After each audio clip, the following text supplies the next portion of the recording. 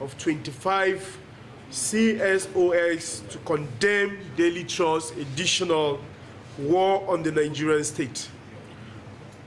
Protocols, ladies, gentlemen of the press.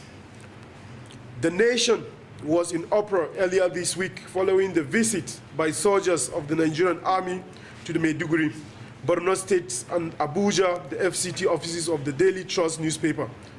The army later clarifies that the visit was to invite journalists and editors of the newspaper over the publication of clarified military information that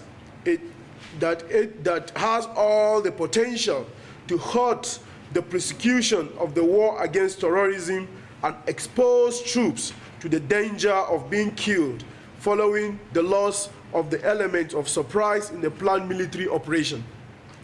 The specific story in question, military prepares massive operation to retake Baga, quote and unquote. Military prepares massive operation to retake Baga. Others provide details about the planned military attacks on Boko Haram on scale that is clearly intended to alert the terrorists to the plan of military.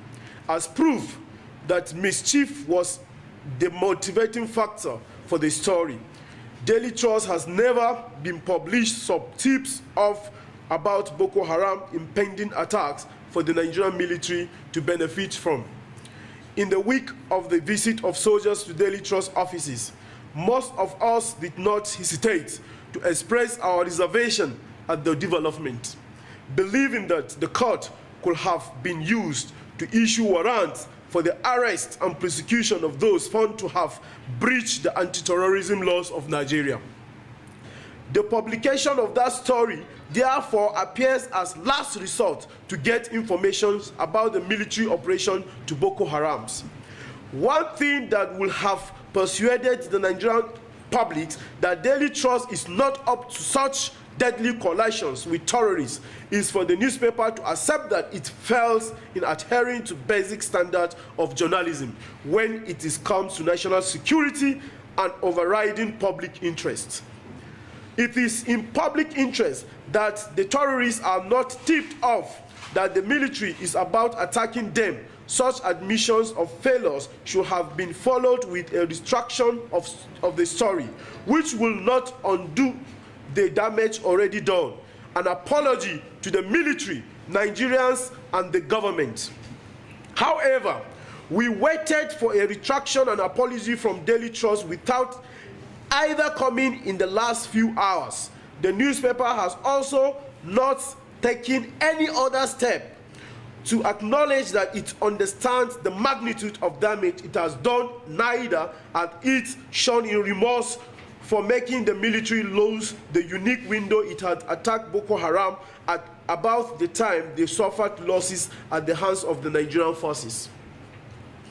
This behavior of Daily Trust is failure to retract the story and editorial, sends a wrong signal to the war that has moved from being a newspaper that is moderately Islamic in outlook to one that has embraced full Islamic extremism to the point of supporting terrorism.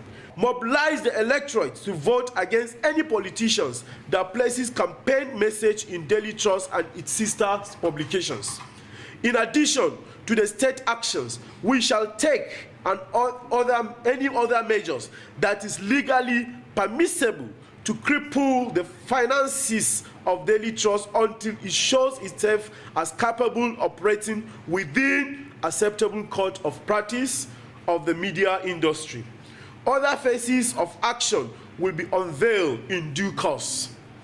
If the newspaper continues to be headstrong in pursuing its Islamization agenda that has turned it into official information channel for Boko Haram. Thank for listening.